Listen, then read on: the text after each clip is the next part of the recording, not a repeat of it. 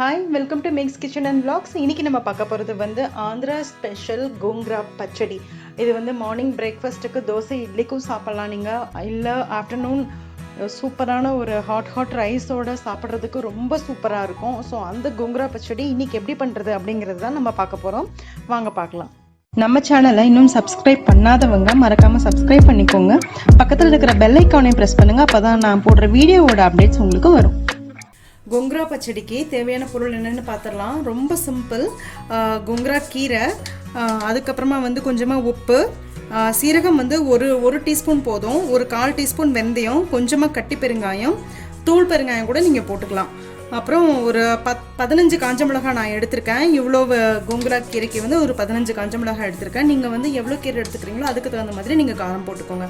அப்புறமேல தனியா, இந்த ராதனியா இருக்கும் இல்லையா, வர கொத்தமல்லி, அது வந்து ஒரு 2 ஸ்பூன் எடுத்திருக்கேன். அவ்வளோதான். ரொம்ப சிம்பிள் பட் சூப்பர் டேஸ்ட்டாக இருக்கும். வாங்க எப்படி பண்ணுறதுங்கிறத பார்த்துடலாம். ஒரு கடாய் வச்சுக்கோங்க. அதில் கொஞ்சமாக ஆயில் ஊற்றிக்கலாம். இது ஜஸ்ட்டு வந்து நம்ம எல்லாத்தையுமே நம்ம வறுக்க போகிறோம். அதுக்காக ஆயில் கொஞ்சம் சூடாகட்டும். இப்போ ஆயில் கொஞ்சம் சூடாகிடுச்சு. இப்போ வந்து நான் கட்டி பெருங்காயம் போட்டுக்கிறேன் ஃபஸ்ட்டு. இது நல்லா பொரியட்டும்.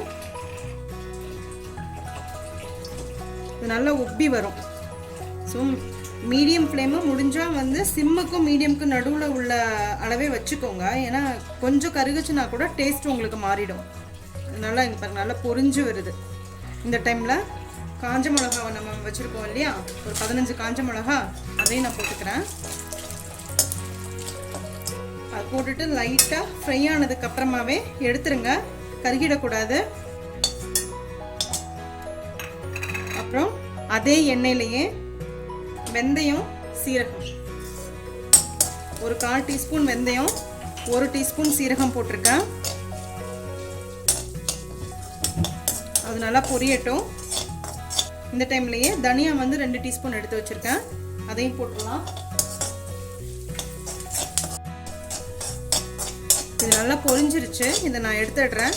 எடுத்துட்டு இது கம்ப்ளீட்டாக ஒரு 10 மினிட்ஸ் ஆற வச்சுக்கலாம். இந்த மிளகாய் நம்ம ஆல்ரெடி வறுத்து வச்சுருந்தோம் இல்லையா, அது, இந்த தனியா, வெந்தயம், சீரகம் எல்லாத்தையும் வந்து கம்ப்ளீட்டாக ஒரு 10 நிமிஷம் ஆற வச்சுட்டு நம்ம மிக்சியில் வந்து பொடி பண்ணி வச்சுக்கணும். இட்லி பொடி வந்து நம்ம எப்படி பண்ணுவோம் அது மாதிரி வந்து நம்ம பொடி பண்ணி வச்சுக்கணும். இப்போது இந்த எண்ணெயே இருக்குது.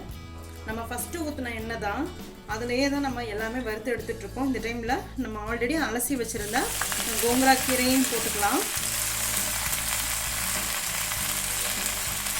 இதை வந்து நல்லா சுருள நம்ம வதக்க போகிறோம். எப்படி ஆகணும்னா அந்த கீரை வந்து கம்ப்ளீட்டாக வெந்துடணும். நம்ம வதக்கிறதுலையே அந்த அளவுக்கு இதை நம்ம குக் பண்ண போகிறோம். இது வந்து ஒரு 7லேருந்து 10 நிமிஷம் ஆகும் கண்டிப்பாக குக் ஆகிறதுக்கு. கொஞ்சம் கைவிடாமல் நீங்கள் வதக்கிக்கிட்டே இருக்கணும். நம்ம இந்த கீரையை வந்து மிக்சியில் போட போகிறது கிடையாது.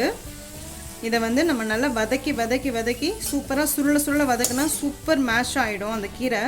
அதுக்கப்புறமா நம்ம அந்த கார பொடி ஒன்று ரெடி பண்ணி வச்சுருக்கோம் இல்லையா, அந்த பொடியை தூக்கி இதில் போட்டு மிக்ஸ் பண்ணிட வேண்டியதான். அப்புறம் ஒரு தாளிப்பு கொடுக்கணும். அவ்வளோதான். ரொம்ப சூப்பரான ஆந்திரா ஸ்டைல் ஃபேமஸான கோங்குரா பச்சடி ரெடி ஆகிடும். இது நல்லா வதக்கிப்போம். ஒரு 7லேருந்து 10 நிமிஷம் ஆகும். இப்போ நம்ம வறுத்து வச்சுருந்தோம் இல்லையா, ஒரு 10 மினிட்ஸ் ஆயிடுச்சு. இது எல்லாத்தையும் நம்ம வந்து மிக்சியில் பொடி பண்ணிக்கலாம். இதுலேயே வந்து கல் உப்பும் போட்டுருங்க. அப்போது உங்களுக்கு நல்லா பவுடராக கிடைக்கும். எவ்வளோ உப்பு தேவையோ அவ்வளோ உப்பு போட்டுருங்க. இது நல்லா ஃபைனாக பொடி பண்ணி எடுத்துகிட்டு வந்துடுறேன். இந்த மாதிரி பொடி பண்ணியாச்சு. பார்த்திங்கனாலே உங்களுக்கு தெரியும். இப்போது நம்ம ஆல்ரெடி கோங்குரா வதக்கி வச்சுருக்கோம் இல்லையா, அதோடு இதை மிக்ஸ் பண்ணிடுறோம். பார்த்திங்கன்னா நல்லா சுருண்டு சூப்பராக நல்லா நைஸாக வெந்துருச்சு பாருங்கள், நல்லா மசிஞ்சிருச்சு. இந்த டைமில் நம்ம வந்து ரெடி பண்ணி வச்சுருக்கோம் இல்லையா மிக்சியில், அந்த பொடியை சேர்த்துடலாம். கொஞ்சமாக ஆயில் பத்தலைன்னு கொஞ்சமாக போட்டிருக்கேன், 1 டீஸ்பூன் மட்டும். அதோடய சேர்த்து நல்லா மிக்ஸ் பண்ணிக்கோங்க. இந்த கோங்குரா ப்ளஸ் அந்த நம்ம மிளகாய் அந்த பொடியை ரெடி பண்ணோம் இல்லையா, அந்த பொடி எல்லாத்தையும் சேர்த்து மிக்ஸ் பண்ணிக்கலாம். நல்லா இதை மிக்ஸ் பண்ணிப்போம். சிம்லேயே வச்சு மிக்ஸ் பண்ணுங்கள்.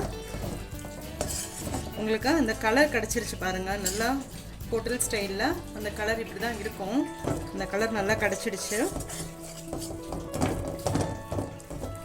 ஸோ இப்போ நம்ம தாளிப்பு கொடுத்துடலாம்.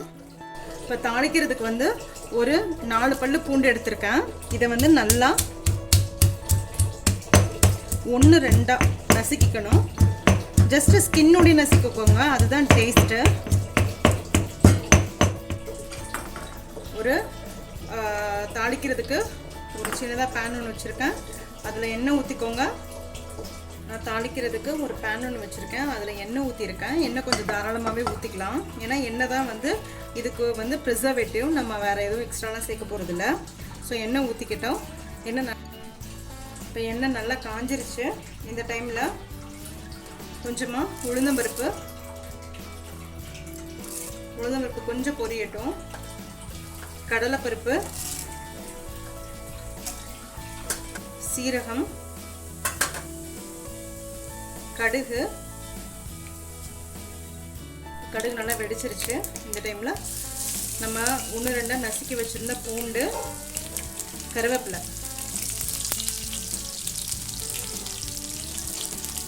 நல்லா சேர்த்து ஃப்ரை பண்ணிக்கலாம். சிம்மில் வச்சு பண்ணுங்கள், கருகிடக்கூடாது.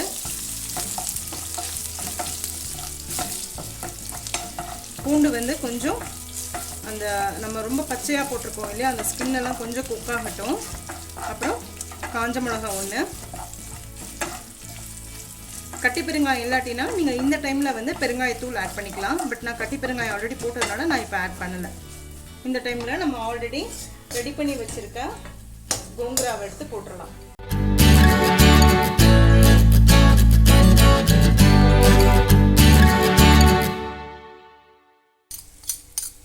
நீங்கள் பண்ணும்போது ஒரு விஷயம் மட்டும் பார்த்துக்கணும், எந்த காரணத்தை கொண்டு கருகிடக்கூடாது.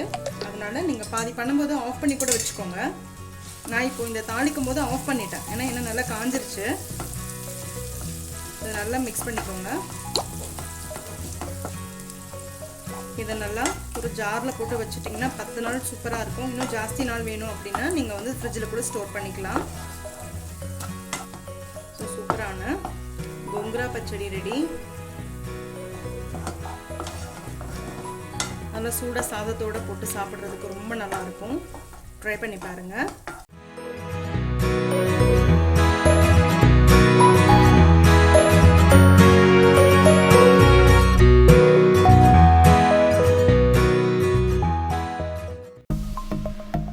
சப்ஸ்கிரைப் பண்ணுங்கள், மறக்காமல் பெல் ஐக்கானை ப்ரெஸ் பண்ணுங்கள். அப்போ தான் நான் போடுற வீடியோஸோட அப்டேட்ஸ் உங்களுக்கு வரும். லைக் பண்ணுங்கள், கமெண்ட் பண்ணுங்கள், ஃப்ரெண்ட்ஸோடு ஷேர் பண்ணுங்கள். தேங்க்யூ.